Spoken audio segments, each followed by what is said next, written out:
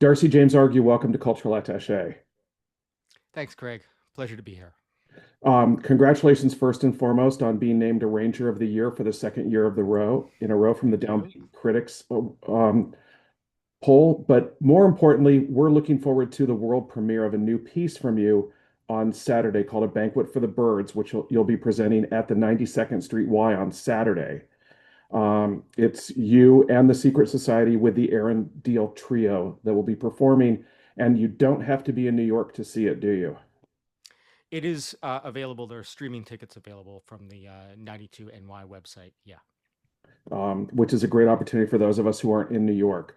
So, given how important storytelling is to you and to your music, what is the overall narrative structure that you've assembled for this concert on Saturday that, at least according to what the website says, includes some pieces of music that you had previously recorded and released, a new arrangement you've done of Organic Consequences from one of Aaron Diehl's albums, and then also this world premiere of A Banquet for the Birds? Sure. So, yeah, you very ably identified the three parts of the program. We're going to open up. Secret Society is going to play some tunes from our repertoire. Then we're going to swap out our bassist and drummer for the members of the Aaron Diehl Trio who will be joining us. And we'll be playing Aaron's great extended suite, Organic Consequence, which I arranged for him originally for the Frankfurt Radio Big Band, and we'll be giving the New York premiere of that, and also my big bandization of Aaron's wonderful arrangement of Bob Duro's "Nothing Like You," which he originally wrote for Cecile McLaurin Salvant, and it's an arrangement of a tune that I really loved, so I decided to take his version of that tune and big bandize it. And then we end with this just completed suite for Aaron, a three-part suite inspired by the Iliad called A Banquet for the Birds. Is there a cohesive narrative structure? I mean, knowing how important that is to you, have you selected the pieces so that there is a story, a bigger story within the individual stories? Well, people will have to come to the concert or tune into the concert to see how that works. Mainly, I'm concerned with the storytelling in the suite itself. So just within the final three-part version of Banquet for the Birds, people are going to hear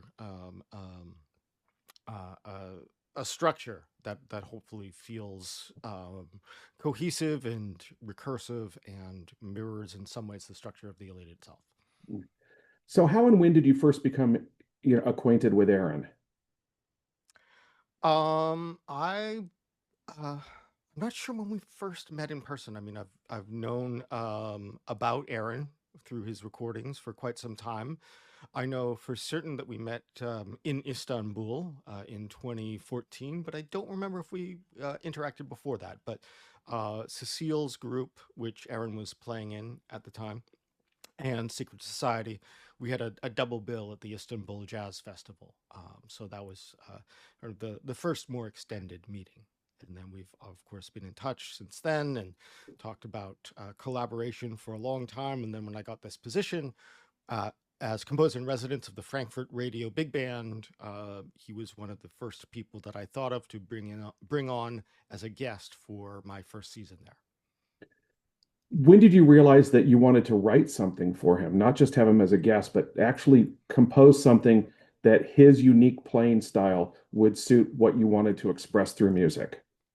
When he asked me to write something for him, that That's always a was good that was time to do when. it. Yes, yeah. Um, But yeah, Aaron was very enthusiastic about this project. About because sometimes you have a guest. My first guest with was the wonderful vibraphonist Warren Wolf, who I also met through a project with Cecile. And for the Warren project, I did exclusively arrangements of some of Warren's works and then some of the music from his repertoire. But Aaron he basically insisted that I write something for him for this concert in Frankfurt. So that's the genesis of this three-part suite. but writing music is not as simple as writing music. Commissions are important part of the business of creation. So how did this commission come about through NDR Big Band and 92nd Street Y? And how much of it did you have conceptualized in your head? Uh, well, the commissioning partners were the NDR Big Band in Hamburg, and we previewed the first movement there in a concert that I did back in um, March with them. And the 92nd Street Y was the other commissioning partner for the world premiere, and I'm very grateful to both of them. It was nice to be able to preview bits and pieces of the suite before the world premiere. Allows me the chance to make some revisions, to see how things are working, to get a sense of the overall flow of the piece. So it's not just all in my head before the first rehearsal with live musicians, and then you can have some surprises, of course, especially when writing for improvisers. But you know the piece is something that I'm very excited about. It's a new technique for me in composition, which is to take text and to use that text as if I were setting it to be sung, but it's never sung. It is only meant for instrumentalists to play. But the rhythm of the text and Emily Wilson's translation, her wonderful translation of the Iliad, that was really the impetus for this because her setting, her translation is metrical. It's in iambic pentameter. The original Greek is in a meter dactylic hexameter that sounds wonderful in ancient Greek and doesn't work at all in English. So this blank verse translation has a real rhythm to it. It has poetry and meter, and it sings when spoken aloud. Especially if you're listening to my audiobook version of it is narrated by uh, uh, ooh, Audra McDonald. Audra McDonald. Yes, of course, Audra McDonald, the great Broadway singer and performer currently on Broadway and Gypsy. So Audra's been in my ears all throughout this process, and her interpretation informs my thinking about the meaning of the text and the rhythm and the musicality of the text, and so all of that came together in this piece, and it really I feel helped unlock some different melodic possibilities that I would not have gravitated towards had I not started first with the text and also not just the meaning of the text, but the rhythms of the text as well. Well, when you're dealing with the meanings of the text, you clearly have an idea of how you want to express it. How important is it for an audience member to understand your intent? Well, they will not be privy to all of all of the inner workings of it because again, the text is not heard. Although the people who will attend, they'll have a little pamphlet so they can see what the text was that I used. Um, and hopefully that informs their listening if they look at the program in advance, but if they don't, then I hope it's a journey for them. But the most important thing is the final result, the final musical result. And so all of these um, things that we do in our creative process using existing text or using a 12 tone row or using a particular intervallic set or whatever the compositional tools of the trade that go into it, those are just tools that allow us to kind of access parts of our creativity that we might not otherwise. It's good to have constraints to push against as a composer.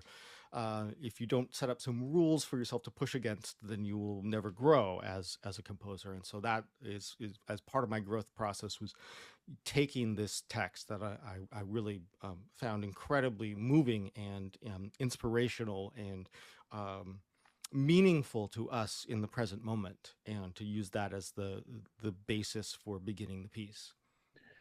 You were kind enough to share with me a video that anybody can, I think, find online on YouTube of the first two movements of this. How much has the piece changed since that performance? Um, those movements haven't really been touched. It's really we've added the final movement, and so I was quite happy with that performance in Frankfurt with Aaron, and I think the first two movements came together just exactly as I had hoped. So then it was just a matter of when I returned to New York and kind of went back to the grind of figuring out how it would all come together in the end. One of the things I've loved about the music that you've created is that you are expanding the definition of what a big band is. You're bringing it into a very modern era without sacrificing what a big band is. I also feel like in listening to these two movements that you're flirting with the idea of the structure of a concerto. And I'm wondering how much you see the musical totality of this piece, A Banquet for the Birds, being a hybrid of those two things, or maybe I'm just completely nuts. No, I mean certainly, given that it's a feature for Aaron, there are certain uh orchestrational things, stylistic things, formal things that come from the world of the wonderful expansive world of classical piano concertos. uh, but certainly there's certain things that you need to have in a piece like this. You obviously need some moments where Aaron is alone, unaccompanied. Sometimes that's going to be music that I compose for him, sometimes that's going to be purely improvised.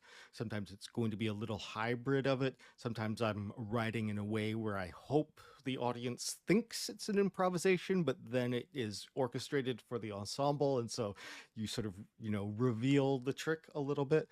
Um, but yeah, they're writing for big band and piano with the piano as a feature is also an interesting challenge because you have this very powerful wind section of five saxophones and a nine brass, and they can easily overpower the piano. And so trying to write around that and write in a way that is still very dynamic and exciting and allows the band to reach those peaks, but still allows the piano soloist to come through is one of the specific challenges that I had to solve in this particular piece.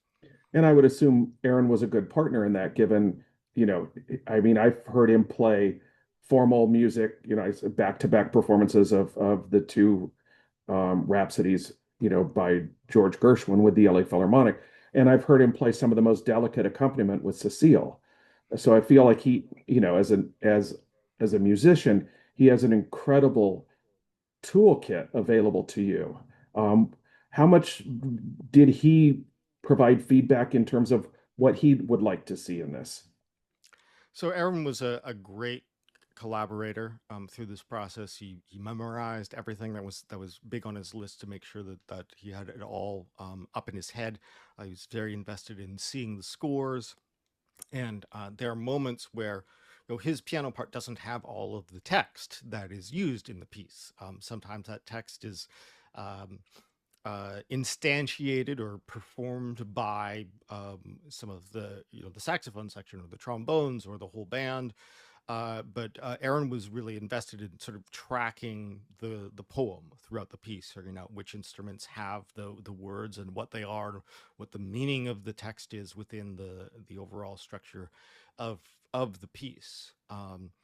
And so the three movements, the three excerpts that I selected, were all, as you can probably guess from the title, related to scenes of birds in the Iliad, and that's just something that really struck me as I was reading the poem, which I read for the first time just beginning late 2024. I wanted to get as far away from the present moment as I possibly could.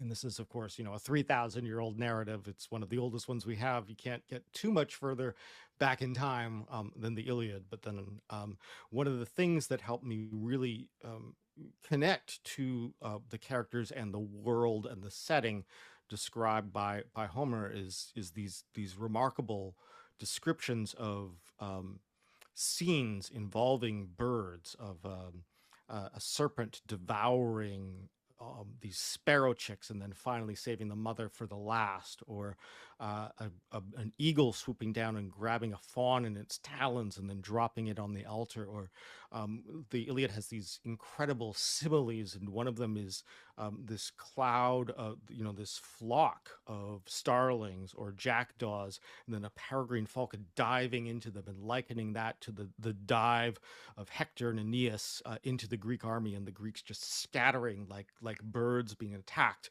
by a raptor. And so that's some of the imagery that really struck me as I was reading, and that I wanted to make sure that I reflected in the music. If I'm correct in the research that I did, the passage about a banquet for the birds comes through books 17 to 20, which is mostly dealing with Achilles' rage.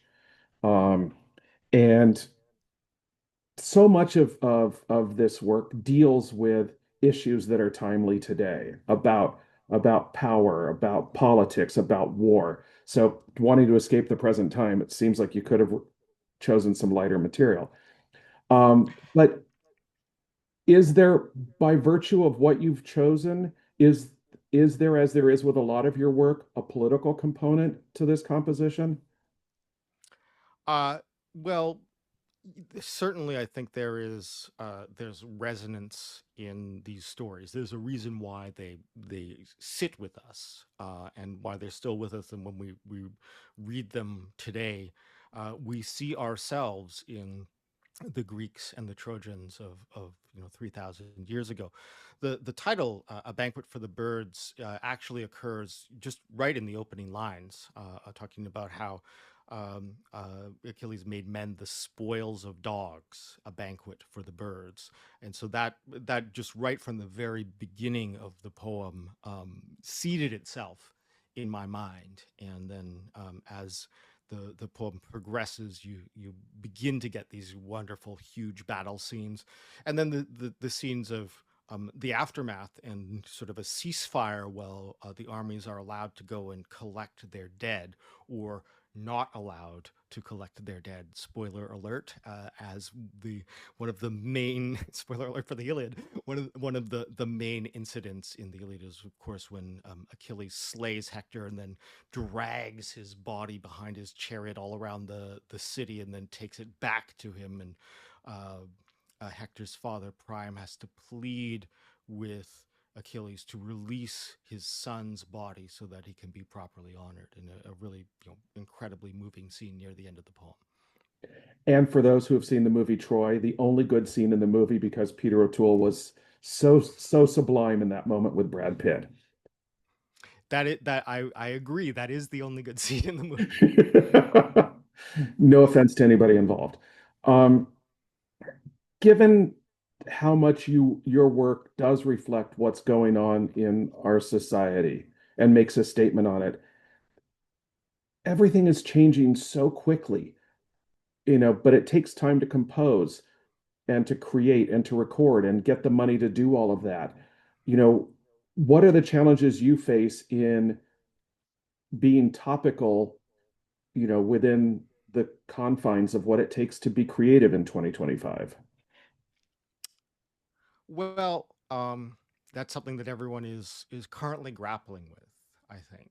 And it is my work has always reflected my particular concerns, and politics is certainly part of that. In 2015, we presented this multimedia piece at BAM with Secret Society called Real Enemies, which was essentially a multimedia essay on conspiracism and on the history of conspiratorial thinking in American politics, and kind of the intersection between that. We close with some narration from Hofstadter's famous essay, The Paranoid Style in American Politics. And interestingly, when my co-creators and I first sat down to make this, we started creating this piece in 2013. And one of the big questions we had, my co-creators Isaac Butler and Peter Negrini, we really wondered, well, is that does anyone else care about this? Is this just our particular fascination with conspiracies and conspiracism? Is this going to be at all relevant? And then, of course, you know, presenting it in the fall of 2015 as Trump's political ascent had just begun was, a bit of unexpected timeliness for the topic. What do you hope an audience takes away from when they hear A Banquet for the Birds? What do you want? What would you like them to at least consider reflecting on? Well, first off, I just hope they get swept up in the narrative of the music, the way I was swept up in the narrative of the poem. And I hope that it gives them some visceral thrills and some space for contemplation and everything in between. There is one of the things for a longer piece like this of pacing and structure and trying to figure out where to get fast, where to get slow, where to get loud, where to get soft, all of those things in the service of creating something larger. And often it is an intuitive process of just getting to a point where you feel like, okay, well, we got to hit triple time here, or we got to have a sudden stop and then like a chorale. Um, and so all of these things are very hard to gauge until you get to the end of the process and then kind of sit back and reevaluate and figure out, well, did this story unfold? Is the architecture of it, are the bones strong? Does the story have the right pacing when it's um, drawn out over the full 30 minutes? What role does the audience have in giving you that information? Well, their role is to let me know how they feel at the end of the piece. So this is, a world premiere is always very exciting because you don't really know how it's going to go over. Um, but the previous performances have been incomplete, and I think the movements they stand by themselves, but they also create something cohesive over the course of the completed work. And so I'm excited to hear from people uh, how how it works and whether I succeeded in my goals of trying to create a narrative that was compelling and drew them in the right ways and made them feel the feelings that I wanted to feel of just these as I was reading the Iliad of this feeling of like something ancient, something um, very going back to the earliest days of narrative. And there's a lot of stuff in the Iliad where you wouldn't tell a story like that today. It is the structure of it is you wouldn't have a long catalog of ships, for instance, early in the narrative. But I did want to reflect some of that uh, uh, like oral tradition, just the feeling of making up a story as you're going along. I did want to reflect that in some way in the piece, while obviously creating something that I feel has some strong bones and some strong structure to it over the course of the 30 minutes. What plans are there to record this work? Um, Funny you should say that. I'm not really at liberty to say at the moment, but I will say that both Aaron and I would very much like to record this piece, and we do plan to record this piece. And more than that, I can't really say until we're ready to make an announcement. But one can safely assume an announcement may be forthcoming in the At not some huge point, future. Yeah, at the yes. not huge future. One of the things I most admire about your music is you have a contemporary approach to big band music, which I think should enliven anybody who thinks that big band music all has to be done one way. At the same time, jazz, and particularly if you look at the lineups of music festivals these days, seems to be firmly embracing hip hop as a way, perhaps, of acknowledging the number of jazz pieces that have been used as samples in hip hop, but also trying to broaden the audience. I feel like hip hop and your music are approaching expanding the definition of jazz in very different ways. But do you feel like there's any kind of dialogue, conversation, anything that both approaches are doing? Well, I'm born in 1975, so I certainly hip hop has been a part of my youth, and I grew up listening to Public Enemy and Ice-T and LL Cool J and like all of the greats of that golden era of hip hop, which I really love, and it has made its way into my music in a variety of ways, and maybe not all of them obvious to the outside observer. Um, but what I like to do when I'm thinking about, well, how am I going to take the stuff that I love from like LL Cool J's flow and bring it into my music is to try to go and to look beyond kind of the surface qualities and to look deeper into um, what it is specifically that is going on in terms of like someone's relationship to the beat, someone's accent pattern, like all of that, the vocalization of it. And so this is obviously something that was very much on my mind writing this piece of like how does the natural rhythm of text inform how you write a musical line.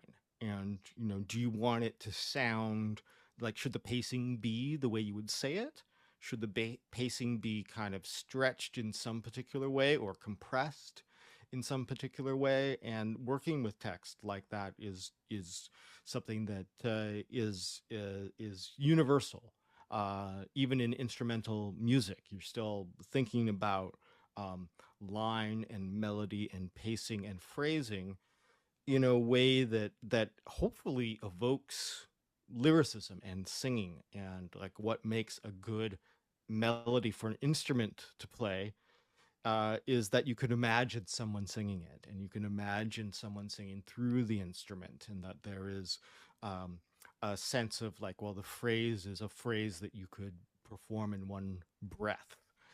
So all of that is something that comes into my music. All of the stuff that has influenced me, whether it is we just lost Ozzy, so like Black Sabbath or hip hop or funk or contemporary classical music or um, one of the touchstones for this was, of course, Macedonian brass bands. If you're trying to write something about ancient Greece, there's got to be at least some, folkloric music of that region permeating it in some way, shape, or form.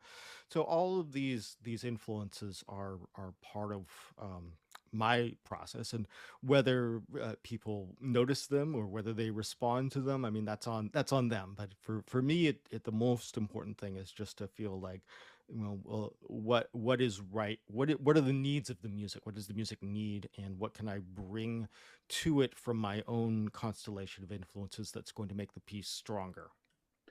You've done a lengthy formal piece with Cecile as well that a lot of people haven't had a chance to see yet, and there's been discussion that this has been recorded. Has Ogressa, or however you say it, I'm horrible with French words. Just ogress. Ogress, has Ogress, yeah. is there recording in our future? So Cecile is in the process of turning it into an animated film. So the way people who have not seen Ogress in person, the way people will be able to see it eventually is on the big screen. Um, Animation is something that takes an enormous amount of time, and so yes, we actually did record the piece back at the end of 2019, but it will we're obviously that music. When it is released, it will be released as the soundtrack to the animated film, which we're all really excited about. There's a little excerpt, a little sort of teaser trailer that's floating around online that you can see with animation by this wonderful Belgian animator, Leah Bartels, who is collaborating with Cecile on the Ogress animated film. But I know people have been waiting for this. People always ask about it, and people have been waiting a while. And all I can say is just every frame has to be drawn. Animation takes an enormous amount of time, but I think it's going to be really, really beautiful, really special once it's out there in the world. I believe you guys were supposed to perform it at Walt Disney Concert Hall, and that was the first concert that was canceled as a result of the pandemic. I had a ticket to go see that. So, I've been waiting. I've been waiting. So, I can't wait to hear it myself. Yeah, we were on the road in March 2020, and we got one concert in, and then the rest of the tour didn't happen for reasons that we are all very familiar with. Right. One last question for you. I know you're a big fan of Charles Mingus. Uh, Mhm. and he's quoted as having said, I admire anyone who can come up with something original, but not originality alone, because there can be originality in stupidity with no musical description or any emotion or any beauty the man has seen or any kind of life he has lived. How do you see the music that you've put out in the world so far as having given us a musical description of this life you have lived so far? Well, I really I like that quote a lot because um, the point, originality is not an end in and of itself. I feel like originality is something that comes from someone who is uh, uh, you know who has worked very hard to master their craft and understands how to use that craft in service of their personal voice rather than pursuing originality for its own sake. If you are true to your voice, then it will sound like you. It will sound original to you.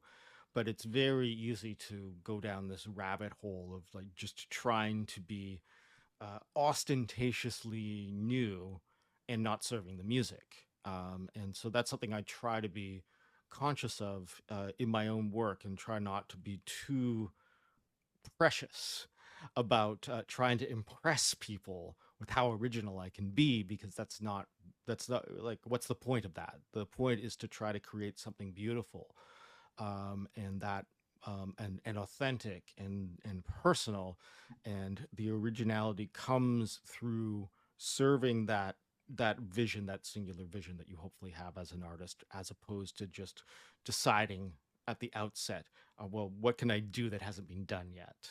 That I think that's at least that's not a way of creating art that resonates with me. That also feels like a fool's game.